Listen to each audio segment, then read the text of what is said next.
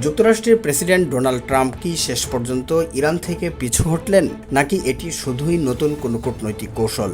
মাত্র কয়েক ঘন্টা আগেও পরিস্থিতি ছিল সম্পূর্ণ ভিন্ন। ডোনাল্ড ট্রাম্প ইরানের বিরুদ্ধে কঠোর সামরিক হামলার হুমকি দিচ্ছিলেন। এমনকি তিনি ইরানের অত্যন্ত গুরুত্বপূর্ণ খার্ক দ্বীপ এবং তেল অবকাঠামোগুলোকে লক্ষ্যবস্তু করার প্রকাশ্যে হুমকি দিচ্ছিলেন। কিন্তু নাটকীয়ভাবে কয়েক ঘন্টার মধ্যেই বদলে যায় পুরো চিত্র। ট্রাম্প এখন বলছেন ইরানের বিরুদ্ধে পরিকল্পিত হামলা এবং বোমা বর্ষণ আপাতত স্থগিত করা হয়েছে। এখন প্রশ্ন হলো, হঠাৎ এই পরিবর্তনের কারণ কি? ট্রাম্পের দাবি অনুযায়ী যুক্তরাষ্ট্র, ইসরায়েল, সৌদি আরব, সংযুক্ত আরব আমিরাত, কাতার, তুরস্ক, পাকিস্তান সহ একাধিক দেশ সম্ভাব্য একটি চুক্তির খসড়া অনুমোদন করেছে। তার ভাষায় একটি বিস্তারিত সমঝোতা স্মারক বা মেমোরান্ডাম অব আন্ডারস্ট্যান্ডিং ইতিমধ্যে প্রস্তুত রয়েছে এবং খুব শিগগির চুক্তি স্বাক্ষরের প্রক্রিয়া শুরু হতে পারে। ট্রাম্প আরও বলছেন, এই চুক্তি শুধু যুক্তরাষ্ট্র বা মধ্যপ্রাচ্যের জন্য নয়, ইরানের জন্য ইতিবাচক হবে, কারণ এর মাধ্যমে ইরান নিজেদের অর্থনীতি ও অবকাঠামো পুনর্গঠনের সুযোগ পাবে।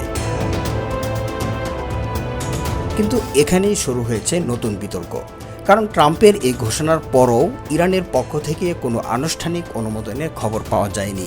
ইরানের সংবাদ সংস্থা ফার্স নিউজ জানিয়েছে, তেহরান এখনও যুক্তরাষ্ট্রের সঙ্গে কোনো চুক্তির খসড়ার অনুমোদন করেনি। অন্যদিকে তাসনিম নিউজ ইরানের আরও কঠোর অবস্থানের কথাই প্রকাশ করেছে। তাদের বক্তব্য, অতীতেও ট্রাম্প এমন ধরনের ঘোষণা দিয়েছিলেন, কিন্তু বাস্তবে তার অনেকগুলোরই কোনো ফল পাওয়া যায়নি। তাই ইরান আনুষ্ঠানিকভাবে কিছু না বলা পর্যন্ত ট্রাম্পের বক্তব্যকে সতর্কতার সঙ্গে দেখা উচিত।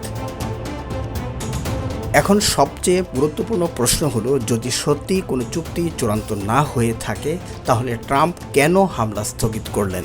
অনেক বিশ্লেষক মনে করছেন, সাম্প্রতিক সপ্তাহগুলোতে ইরান যেভাবে পাল্টা হামলার জবাব দিচ্ছে তা পরিস্থিতিকে আরও অনেক জটিল করে তুলেছে। মার্কিন ও ইসরায়েলি হামলার পর ইরান শুধু বক্তব্যের মধ্যে সীমাবদ্ধ থাকেনি, বরং আঞ্চলিক বিভিন্ন মার্কিন স্বার্থ এবং সামরিক অবস্থানের বিরুদ্ধে পাল্টা পদক্ষেপও নিয়েছে। ফলে পুরো মধ্যপ্রাচ্য জুড়ে নতুন করে বড় ধরনের সংঘাত ছড়িয়ে পড়ার ঝুঁকি তৈরি হয়েছে। এ অবস্থায় ওয়াশিংটনের সামনে মূলত দুটি পথ খোলা ছিল। প্রথমত, আরও বড় সামরিক অভিযান চালিয়ে সংঘাতকে নতুন পর্যায়ে নিয়ে যাওয়া।